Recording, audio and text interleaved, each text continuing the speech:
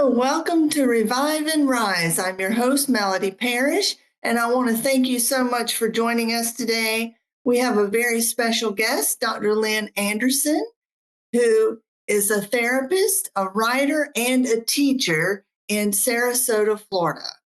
And so, Dr. Lynn, I want to thank you so much for joining us today, and I'm so glad to have you. Well, thanks for inviting me. Exciting to be here. Yes, and I'm so glad that you're going to share some of your wisdom and insight for anxiety and depression and those kinds of things, because that runs rampant right now. I think these are such anxious times that we're having. We all need to know how to deal with it, right? Right. Yes. Well, it's interesting because I do a lot of teaching, a lot of lecturing and things.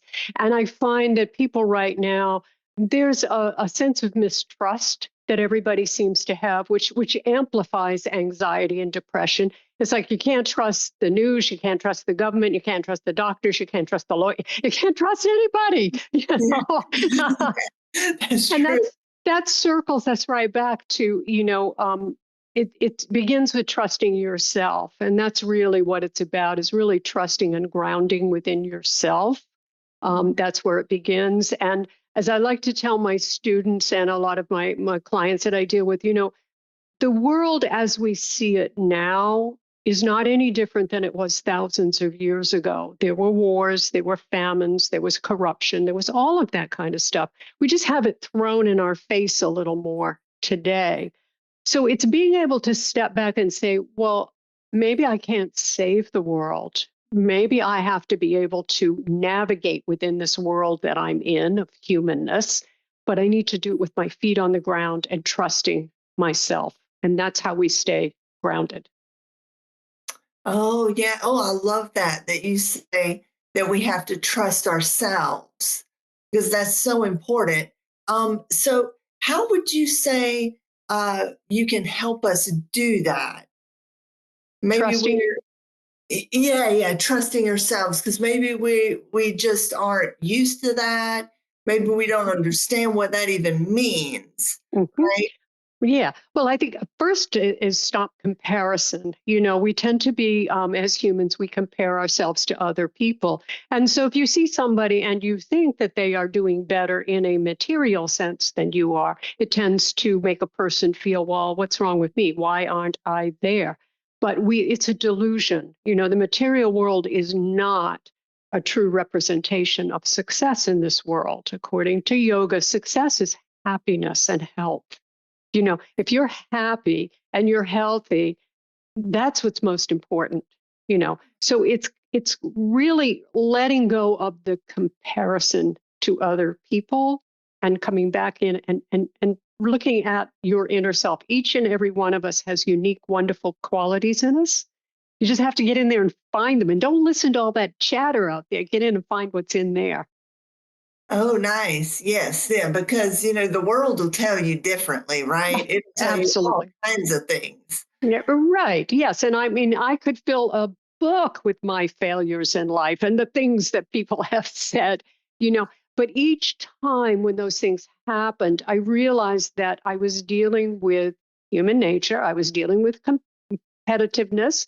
And each time I would pick myself up and find my inner strength, because your inner strength is what is going to get you through all of this. And you're absolutely right. I mean, every one of us gets criticism, and probably we're our own worst critics. We criticize ourselves as well. But it's how do you stop all that noise that's going on inside your head? Yeah.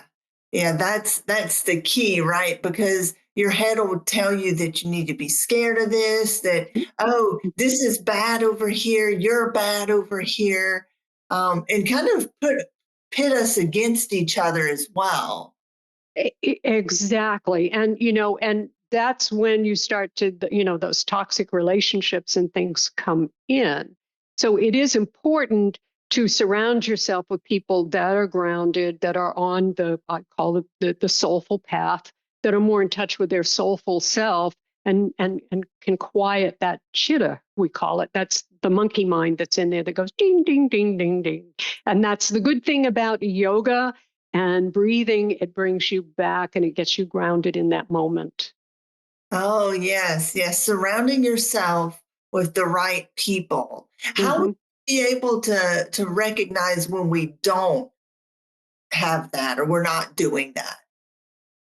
Well, you feel it, and the more you get in touch with yourself, the more you can feel the vibrations from people. I mean, I can walk in a room and I can pick up everybody's vibration, and I can know immediately whether that person is warm and sincere or to watch out for that person.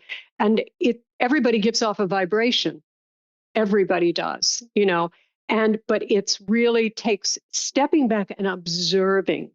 And that's something we don't do as humans. We react, we jump in, we got to control things. We don't step back and say, you know what, I'm going to just observe what's going on around me without judgment. And that's when you start to pick up on who to draw yourself to and who to move away from. And do move away from toxic energy, but always bless them when you do that, because as the saying say, they bless them because they probably don't know what they're doing. Toxic people are usually, we call it being ignorant, and it doesn't mean ignorant in that derogatory sense, but they just don't know. They're not Oh, aware. right, right. And that's so true because some people are just, what we call like pessimistic and they don't realize it. Is that what you're saying? Absolutely. Yeah. And so they keep repeating that behavior, and you see that, and you don't want to be around those kind of people. And then they keep repeating it because they can't understand why everybody doesn't want to be around them. So they keep spinning in it. And Yeah. it's being able to see that and say, wow, that person is, I can't get in there and fix what's going on in that person. It's not my place to do that, but I can move away and take care of myself and connect myself with other people.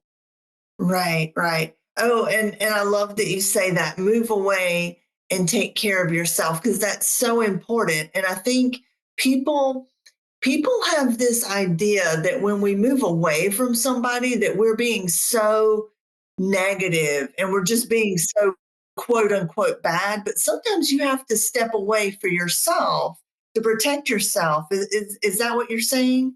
Well, yeah, I mean, we are taught to, we're taught not to be selfish. And so one of the things that kind of comes in and drills in our head, well, if you take care of yourself and you pull back, you're being selfish. And that's not being selfish. That's coming back and realizing that unless I am coming from a good place, unless I am putting that energy out, I can't do anything for you, for my family, for my community. I can't do anything for anyone.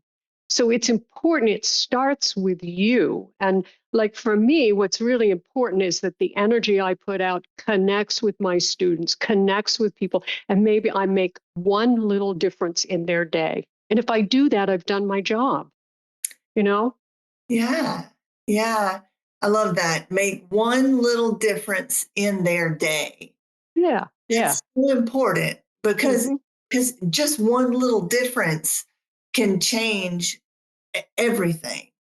Exactly. I can't tell you the students and people that I've had that have been in, really tough situations, and this shoulder's seen a lot of tears.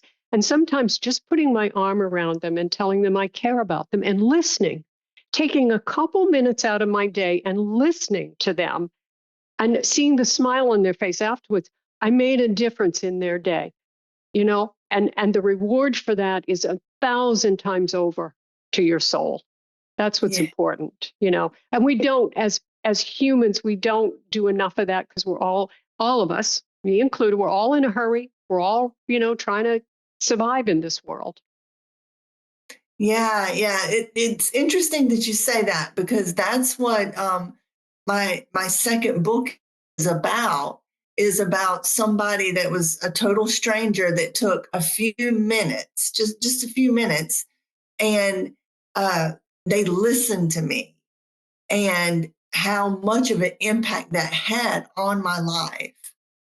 Exactly. And it's the little things. That's the problem, especially today with social media and everything. We get so out here in the big things, and everybody's traveling and doing all these things and having this wonderful life, and I'm not. No, that's not true. Most of it is fake. but it's Right. the little things, that add up. I have a book that was written about my seventh generation grandparents. And my grandfather used to use this phrase. He used to say, a lot of littles make a mickle. Now, a mickle is they were Scottish. It's a Scottish term for much. So it means a whole bunch of littles make a much. So do a lot of littles and you'll get a much. Oh, nice. Yeah. Nice. I like that. It's true, right? The little things will add up to something really big. Right, right. Yeah. And you just have to keep doing them and appreciate the little moves that you make and the little moves forward. Anyone you see who makes a big leap forward, they usually get kicked back. These people that, all of a sudden they're multimillionaires and they've been corrupt and they've done all this. And it's very hard when you're sitting there looking at these people and they're flying in their jets and their boats and all that stuff. And you know that it's been corruption, but they usually end up getting caught. They usually get tumbled down in the end. Yes, yes. And you hit the nail on the head when you're talking about social media and everything being in our face. You look and everybody has all these pictures and oh, my life is so wonderful. And so, Mhm. you feed that to yourself and then you wonder, what's wrong with me? Why am I not having such a wonderful time? Right. But it took weeks to get that one wonderful picture or two Yes. wonderful pictures, right? Yes, and they don't really, I lived in Los Angeles and I did some production there. I produced videos there and I also did some TV. I did a TV show and stuff like that. So I know what goes on behind the scenes. I mean, people think you see the glamour, but you don't see the hours and hours of 5 o'clock in the morning makeup, and then you start to do the production and it doesn't go right because the cameraman didn't get it right, and over and over. And what you see is the end, but there's a lot of work that goes on behind that. Yes. Yes, that's so important. That's so important. So, what could you say would we could do to help us in behind the scenes kind of work during our daily lives? Like, what could we do to maybe reground ourselves, work on ourselves? Mhm. Well, first off, it's appreciation of the little things that you do throughout the day. If you eat a healthy diet today, appreciate yourself for doing that. Hey, I exercised today. I took care of my health today. Those are the things that are really important. The other thing that's really important to do is to breathe. And when I say breathe, I mean sit down and take a nice long breath, fill your body full of oxygen, and relax for a moment because we are on such a spin. And those are the little things that kind of allow you to catch yourself and say, oh, wait a minute. What can I be grateful for today? What's good today? Pick one thing because we know studies, and there are scientific studies that show that people who take a moment to be grateful for at least one thing a day are healthier people, Oh, you know? And you can be, I mean, I'm always grateful that, my family, everybody's healthy and everybody's doing fine. Thank you. That's a blessing. Those are the things that are important. nice. Yes, yes, that is so important. I love that you talk about the pause. I think there's such beauty in the pause. If we Mhm. just stop and slow down for a moment, I know I had a friend that moved from Ohio. I'm originally from South Carolina. So I had a friend that moved from Ohio down to South Carolina, and they were like, oh my God, y'all do everything so slow. I just want to check out at the grocery store. Why can't I just check out? Why does everybody want to talk to me? Da da da da da da Yeah. da. And I'm just like, why are you in such a hurry? Yeah. Why does it matter?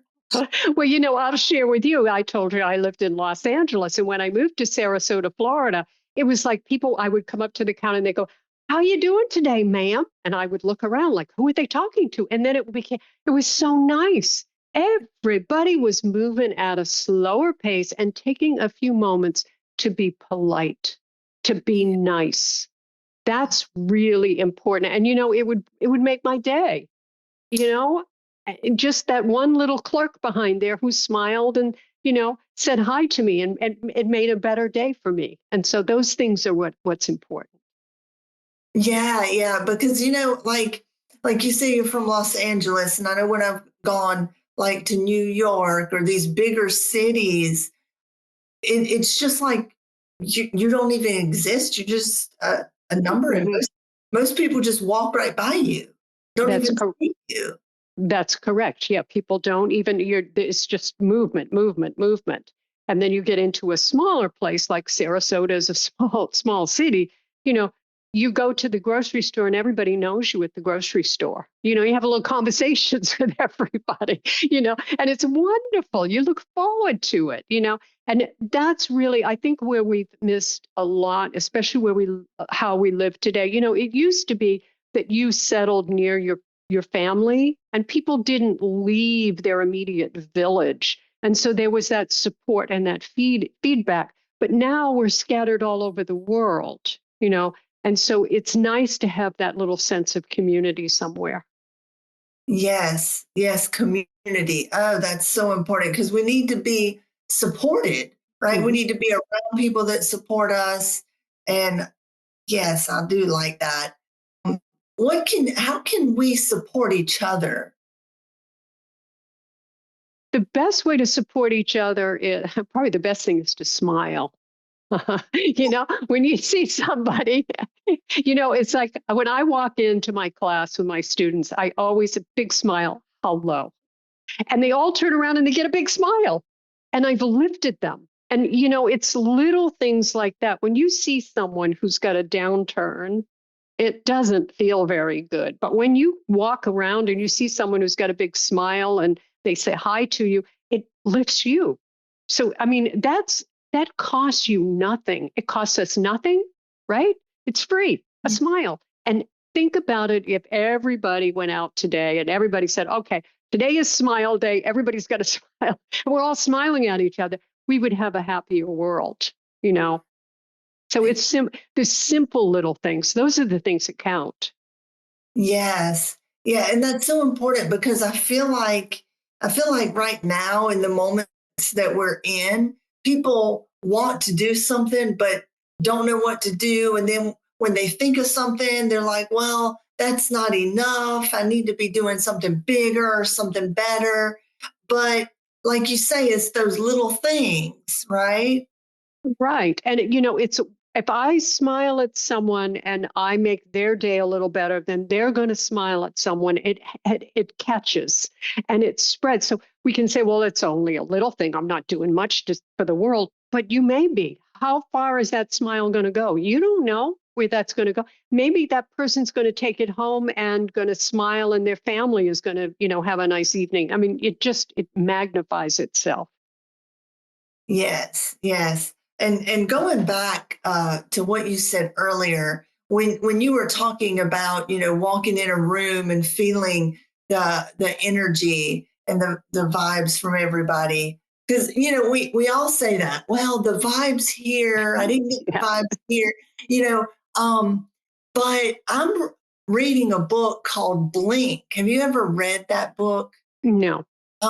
It's about how to trust your gut and Hmm. how important it is to trust that little thing that goes off in your mind right when you see a situation or meet somebody. And that seems like what you're talking about as well. Can you Yeah. tell us about how important that is? Well, that's, your intuition. And in yoga, we call it, it's right here at the third eye, and it's awareness. And like I tell my students all the time, awareness is far stronger than intellect, because awareness is what allows you to step back and scan and be aware of what's going on around you and within you. So it's that awareness, and oftentimes we're in such a hurry to get wherever we're getting, and really there's nowhere to go. You're here. There's nowhere to go, but we're in such a hurry to get this done and get that done and do this that we're not really aware of what's going on around us and within us. And it's that, and exactly what you're talking about when you come in and you take that one little step back and you go, boy, this doesn't feel right. Or, wow, this feels really good. Then you're practicing awareness. And that's what we need to do. Yes, yes, just being aware, you're right. Um, Hmm. so what about those people? Because there's going to be people that are listening to us that are like, okay, well, you can pause, you can be aware, you can take a moment. Hmm. I can't. I have three children, I have a husband, I have a wife, or, Hmm. how can you talk to those people and maybe help them to understand something little they can do? How can you not take a moment when you're in all of that? I was a single mother for 25 years. I raised two children on my own, and it was tough. And I was working and running the house and the kids and everything. But I always found those little times to pull myself away from and find a little quiet spot and just be quiet for a few moments and allow myself to rebalance my energy. Because when things are going on chaotic around you, that's when, if you take that back, and I've done it myself, I've seen other people, you take it back, and let's say you go in and you sit in a quiet room and you take 5 minutes, you relax and you breathe, you're going to come out that door a different person. And that stuff is, and you're going to put that energy off into the kids, into the husband. So yeah, I mean, it's tough to be working and have children, and it's a very, but we need to make those moments for ourselves, because that's what you teach your children. True. That's absolutely true. And there's such a powerful thing in, just like you say, taking that moment. I know a lot of mothers, I don't have children, but a lot of mothers, and I'm sure being a single mom, you ran into this a lot. They say, well, I don't have time. The only time that I get to myself is if I go to the bathroom. I've heard that so, and even then, the children follow Kids you and through. mom, yeah, knocking on the door. Yep, Yeah. been there. So how would you say, when somebody's just lost in that mentality that they can't Mhm, find a place, mhm. what would you suggest, maybe some pointers of, Well, yes, find space here or there, or Well, you can have a conversation with your children. Children are very adaptive. Children are very perceptive. I have a 7-year-old granddaughter, for example, and I babysit her. And sometimes I need to say to her, Mia, grandma needs to shut the door in her office and I need to do something if I'm online, and you need to sit here. And if there's anything, my husband, of course, is there, what, but if there's anything, and she understands perfectly well that that's a time that she needs to give me to be able to do whatever it is that I'm doing. And when you do that, you're sharing that with your children. So let's imagine that you say to your children, Mama's going to go and I'm going to sit down and I'm just going to relax and breathe for 5 minutes and then I'll be back. Those kids are going to be curious what you're doing. And they may even come in and enjoy the 5 minutes breathing with you, you know? And it's like when we give children timeouts, time to calm down, yeah, it's the yeah. same thing, but do it for yourself. Give yourself a timeout. Oh, nice. I like Right. that. Right. The world is not going to fall apart in 5 minutes. Right. It's not going to happen. We'll give it 10. I love that. Yeah, I think that's people's part of the problem, is that we think the world is going to stop spinning if we just take a few moments to ourselves. Exactly. It won't get done, this, da, da, da, da, da. And it won't. You'll get more done by taking that time. Because what happens is, if you keep on that treadmill and you're spinning and spinning and spinning and you're on that high level of stress, eventually you're going to get sick. And it's proved that's a fact. And when you get sick, you're no good to anybody. That's why it's always important to take care of yourself. Because if you're taking care of yourself, then you can give. But you can't give if you're depleted. So Right. it's important to fill that cup and then give. Oh, yes. Yeah. Because, I always say, well, you know, you need to stop and take care of yourself, because if you don't, then your body will make you stop. That's correct. It will. Eventually, you'll get the flu, you'll get some kind of illness, something will happen. And, we don't appreciate our health until it's taken away from us. And Right. then when it's taken away, you'll hear everybody say, "Oh, I'll do anything to get healthy," Yeah. because that's what's really important. But we don't need to go to that extreme. And Right. if you find yourself going to that extreme, pull yourself back and take the time for yourself. The kids Yeah. will be okay. They'll be okay. Give them a color Yes. book. They can color for 5 minutes. Yes, that's true. That's true. And everybody will be okay. I think especially I mean, I know men have this as well, but I feel like women, we're nurturers and we really feel like we have to be there for everyone else and take care of everybody else, Mhm. but we need to take care of ourselves. Right. Well, as women, we are raised to sacrifice. That's what, the female body sacrifices to have a baby or, and we sacrifice, we give for our husbands. That's the way females are. Even as liberal as we like to think we are, there's still that undertone that's there. It's part of being a woman. And it's a more beautiful part of being a woman is to be able to give. And it is a wonderful part. But there's a point where if you give too much, the cup gets empty and then there's nothing to give. So it coming back and finding that balance. And that's really what yoga and karma is all about. It's about moderation and finding balance because when you have balance in your life, you have perfect health, body, mind, and soul. And it's trying to find that balance point. Oh, nice, nice. And I do like when you said earlier, I had to take a moment and ask my child or tell my granddaughter that Hmm. I this. A lot of us, we don't know what we need. Hmm. And Hmm. but the main thing is to ask for what we do need once we discover that. Can you talk about that a little bit? How we Hmm. discover what we need and how we ask for it? Mhm. Well, one before I do, I will say that, think about my granddaughter that I am teaching her a sense of self-discipline too. So she's getting a lesson there. She's getting a lesson of how to be considerate of another person. So you're teaching your children lessons too, really good social skills out there when you teach them these kinds of things. But again, it comes back to, and I'll say this in terms of women because it is mostly women. We don't feel that we are entitled to take anything for ourselves. And you are entitled to take those moments. It's how you look at things. If I look at my granddaughter and go, oh my God, I'm putting her out there and and I should be with her. But I could look at it a different way and say, oh, well, she's learning to be considerate. She's learning to entertain herself. She's learning that there are rules sometimes. Those are good things to learn.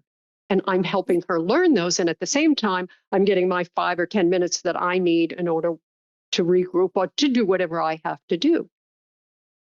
Oh, that's great. That's great.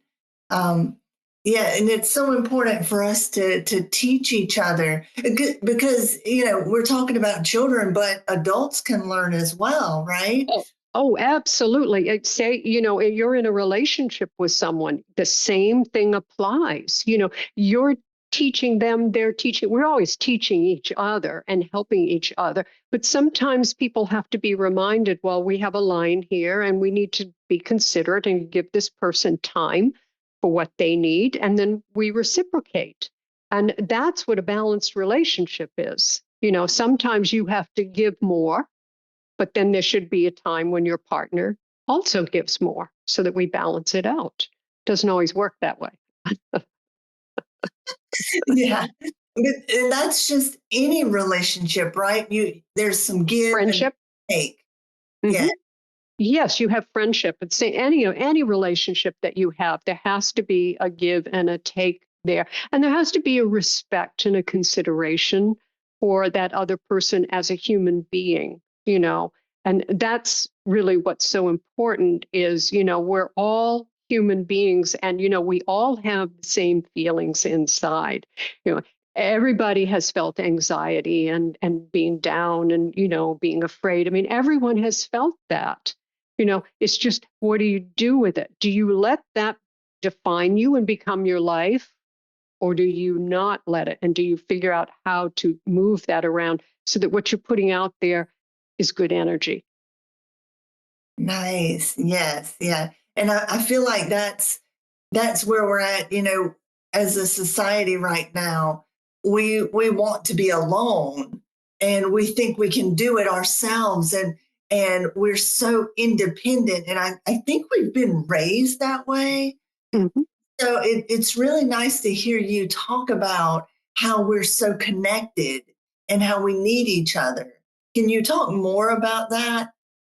Yeah, because we do need each other in order to get anything done. I mean, you can't go get your groceries unless the girl behind the counter is that and somebody's stocking the shelf. We're all interdependent upon each other. But I think the independence is more, people are pulling back, and the pandemic certainly didn't help all of that, but there's a sense of isolation and pulling back, you know, because we don't have those social community interactions that we used to have. If you wanted to have any kind of social interaction, like you and I, we would have had to meet somewhere and had a meeting.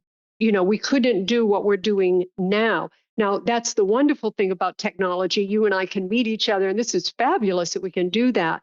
But it also has a way of isolating people as well. And so we are all interdependent. If you go back way to the olden days, I mean, everybody was dependent upon everybody to survive, you know, and we do that. I would say today, maybe not so much physically, but mentally, we need each other to survive. Yes, yes. And that goes back to that kindness, and that's why it's so important, right? Hmm. Yeah. And I mean, it costs nothing to be kind. Costs nothing. It's not going to take anything out of your pocket to be a kind person. But I can guarantee you, if you go out there with a sense of kindness, it'll come back to you 100 times over. It could be that maybe someone stops to help you with something. Or maybe you're not feeling well and a neighbor stops by to bring you dinner or whatever, because you've been such a nice person. She's such a nice person. I just want to go help her out. Those are the things that matter. Right, right. Oh, I love that. So when you talk about yoga and just stepping away, a lot of us, I know that before I understood what yoga was, I had a lot of misconceptions about it. Can you try and clear that up for our listeners just so that we can understand? Sure. Yoga is really a way of life and it has philosophies. It's not a religion. And that's where people kind of get, especially when yoga first came to this country. It was like, oh, it's a religion and it's out there, it's weird.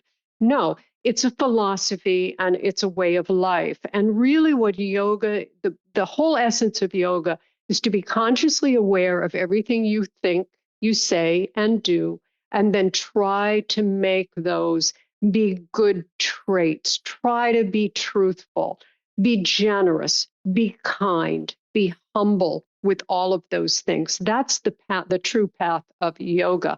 Now, combined with that is the physical part, which is the exercise part, because yoga is a body, mind, and soul practice. And we know that if the body is in perfect balance, we have perfect health. If the mind is in perfect balance, we have perfect health. And if the soul is right there, balanced with the two, then we have the supreme health. And that's really what yoga is about, reaching a place of health. Oh, yes, yes, that's great. And like when I was younger, you would hear things about the mind and the body, but you it was kind of like people were saying that you were making things up, and if you were having problems with your mind and it was making you sick and things were psychological, that you were just making it up or faking things. But now we've gotten to a better understanding that your mind and your body are tied together. So can you talk about how your mind and body work together a little bit? Yeah. Yeah. I'll share with you when I first started into my field, this is many, many years ago, they were just beginning to do these educational classes called Mind Body. Nobody really knew what it was. And I was one of the first people to develop mind body education programs.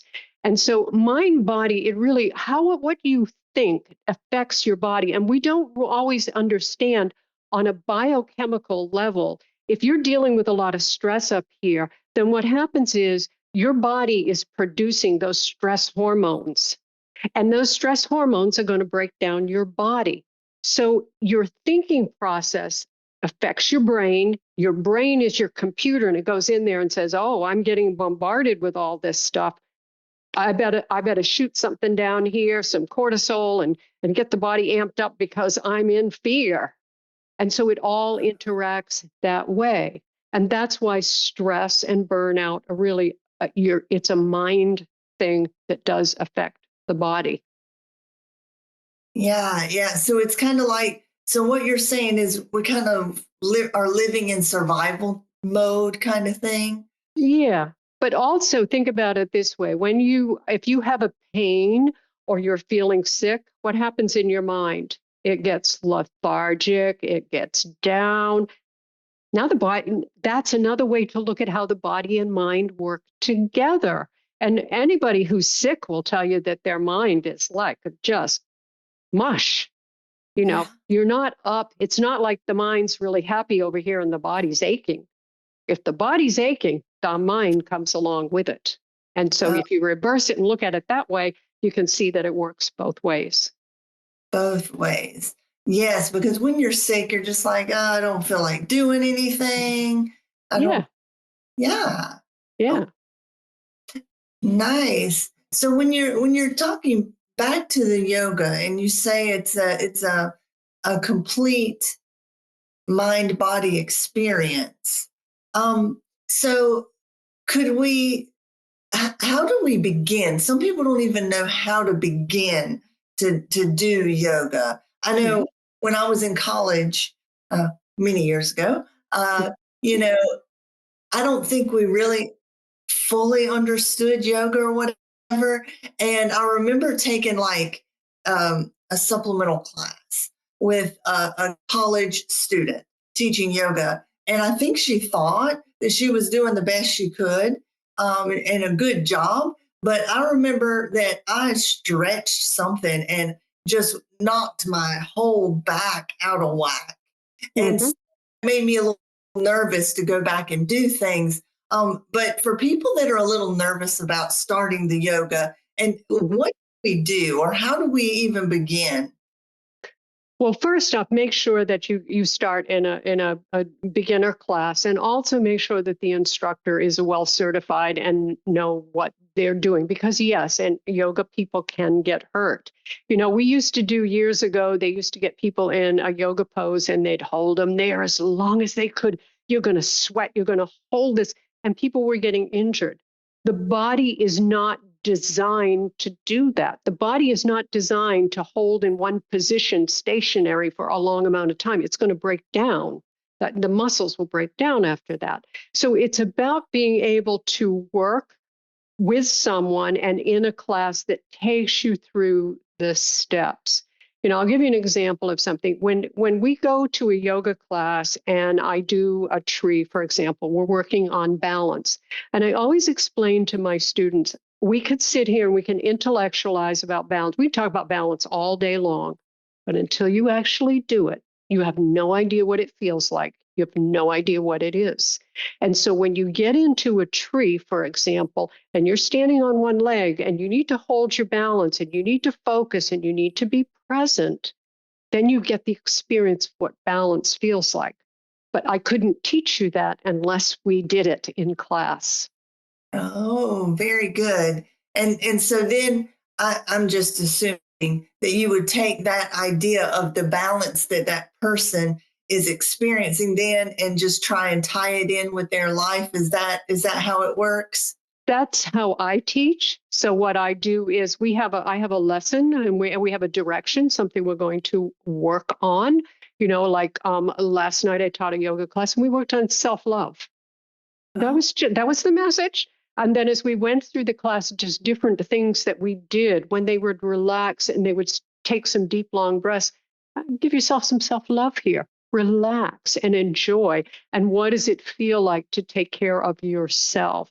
And so you weave that in the class, and then people understand, oh, I'm not just doing exercises, because that's not what yoga is. Yoga is really the philosophy. I'm taking the philosophy and I'm moving my body into the philosophy. And that's how you understand it. oh, I love that. I love that. And what I like that you talked about self-love and self-care. Can you talk a little bit more about that with our listeners? Because I remember when somebody first told me that, I was like, what does that even mean? How do I care for myself? Self-love, what is that? Mhm. Well, if you don't care and love yourself, then nobody is going to. That is a fact. I mean, people just, if you don't like yourself and hate yourself, probably people are not going to want to be around you and they're not going to, be there. But self-love is taking care of your health. That's the number one thing. And that is mentally, physically, and soulfully, because it's coming back and taking care of your health is how you care for yourself and your self-love. And again, we go back to we're sometimes made to feel guilty for coming back and putting ourselves first. But it's not you're putting yourself first and you're neglecting everybody else. You're putting yourself in that position so that you have more to give to other people. Because stronger people, balanced people, and these are all people who are flexible. So think about these are the things you get in yoga class. You get flexibility, you get strength, you get balance. But if in your life you are a balanced person, you're strong, you're flexible and open to what's going on around you have more to give. Yeah. Yes. So that's loving, taking care of, and then being able to give. Yes. Yeah. Because you hear so many times you have to fill your cup in order to give to others. So that's what Right. you're saying.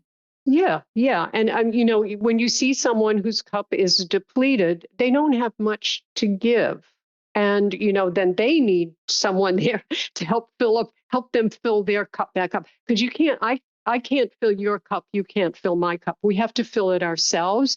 But there are people, if you're lucky enough, you get a mentor or a teacher or someone who can take you in and help you, teach you how to fill that cup back up. She or he can't do it for you, but they can give you the method to be able to do it. Oh, yes. I like that. I like that. So, Dr. Lynn, you've told us so much in this time. And so, if someone wants to take a class from you, or do, how would they do that? If they go online to my website, it's spelled out Dr. Lynn, DoctorLynn.com.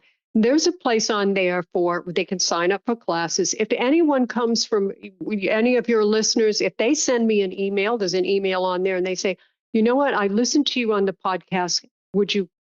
Can I come to a yoga class? I have an online class on Wednesday and Saturday, and I will comp them. I would be more than happy to comp them to come and try the class.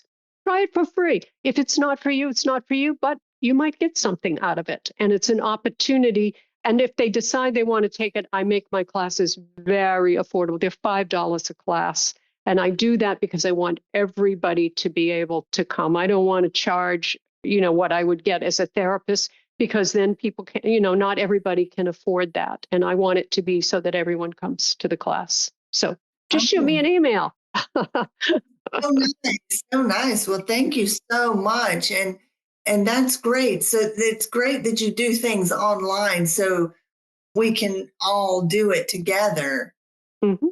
Yep, yep. They're more than welcome. And it's a nice group of people that come to the class. So everybody's welcoming to whoever wants to come. And you don't even have to be on camera, you know. Nice. And that's drlynn.com. Right. Yep. DOCTORLYNN.com. And everything's there. My books, my DVDs, the classes, my background. There's also a free monthly newsletter they can sign up for, and your emails are protected. I do not give those emails out to anyone. And that's just kind of a monthly letter that goes out with a little news blurb and a little yoga blurb. Oh, nice. Okay. Well, Dr. Lynn, I want to thank you so much for being with us today and sharing your expertise and knowledge. And do you have anything else that you can maybe leave us with? What I always like to leave people with is the most important thing in your life is your health. It is your wealth. And I always use Steve Jobs for an example. He had all the money in the world, but when he got ill, that money didn't mean anything. So if there's one thing that should be a priority in your life every day, take care of your body, mind, and soul. Keep yourself healthy because that is how you will prosper in the world. Oh, perfect. Yes, yes. That life is definitely more than money, right? Yes, it is. It absolutely is. That doesn't mean money doesn't help. You know, it's good to be wealthy and spread that money out there and live in a wealthy society. We have so much more when we live in a wealthy society, but it can't be the end all or the focus. Then you lose your soul. That's what Right. happens. Yeah. Yes, yes. Well, thank you so much, Dr. Lynn. I appreciate it so much. And thank you. It was wonderful being here and chatting with you. And just remember to all of our listeners, you do not have to suffer alone. Thank you so much for listening.